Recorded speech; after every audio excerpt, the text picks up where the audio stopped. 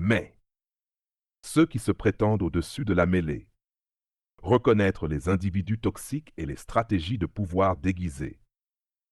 La société est une arène où le pouvoir se gagne et se garde. Pour réussir, vous devez apprendre à comprendre les autres. Comme l'a écrit Baltasar Gracián, penseur et courtisan espagnol du XVIIe siècle. Il y a une grande différence entre entendre des choses et connaître les gens. Comprendre les esprits et les humeurs des hommes est une forme de sagesse.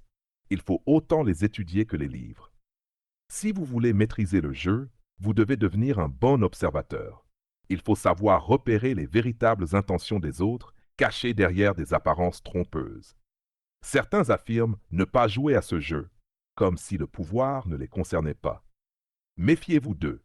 Ce sont souvent les plus impitoyables. Je les appelle ceux qui se prétendent au-dessus de la mêlée. Ils utilisent des stratégies habiles pour masquer leurs véritables ambitions. Le mois de mai vous apprendra à identifier ces individus et les personnes toxiques dont vous devez vous protéger. Avant d'écrire Power, les 48 lois du pouvoir, j'ai exercé une soixantaine de métiers. Chaque expérience m'a permis d'observer toutes sortes de personnes avides de pouvoir. J'ai rencontré les pires manipulateurs et vu comment ils fonctionnaient.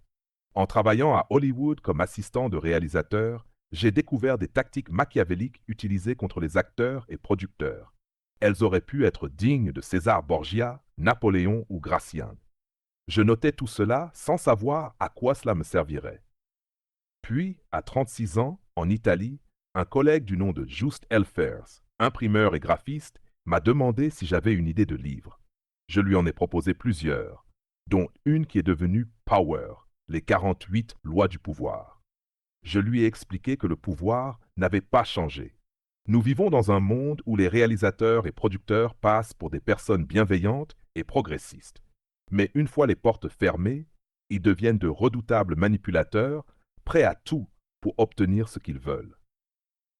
Aujourd'hui, les gens ne risquent plus d'être exécutés pour une erreur, mais ils peuvent perdre leur emploi sans explication. La première loi de Power, les 48 lois du pouvoir, est ne surpassez jamais le maître.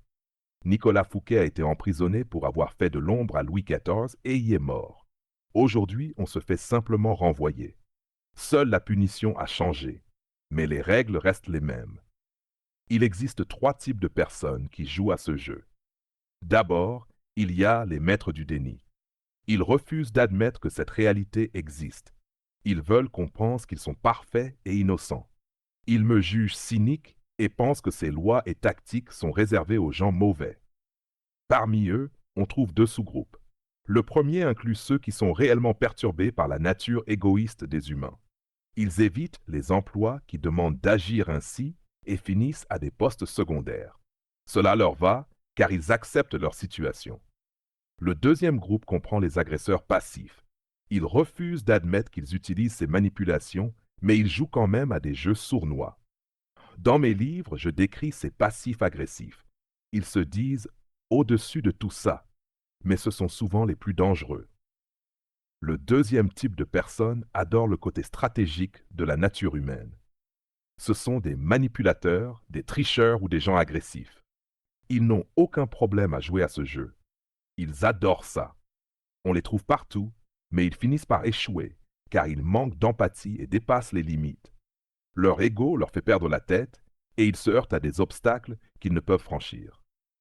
Enfin, le troisième type, ce sont les réalistes radicaux. Je dis dans mes livres que vouloir du pouvoir fait partie de notre nature. C'est une conséquence de l'évolution. Inutile de nier cette nature. Elle existe. Et il n'y a rien de mal à ce que les humains jouent à ces jeux politiques. C'est ainsi que fonctionne le monde depuis toujours. On ne dit pas que cette réalité est agréable ou qu'on aime y participer, mais on accepte qu'elle existe. Si parfois nous devons utiliser ces lois pour nous défendre ou attaquer, nous l'acceptons dans une certaine limite. La plupart du temps, ce sont les autres qui utilisent ces lois contre nous. Il vaut mieux savoir ce qu'ils préparent plutôt que de vivre dans l'illusion. Nous comprenons les lois du pouvoir et ce que les gens veulent. Ils ne pourront plus nous blesser facilement.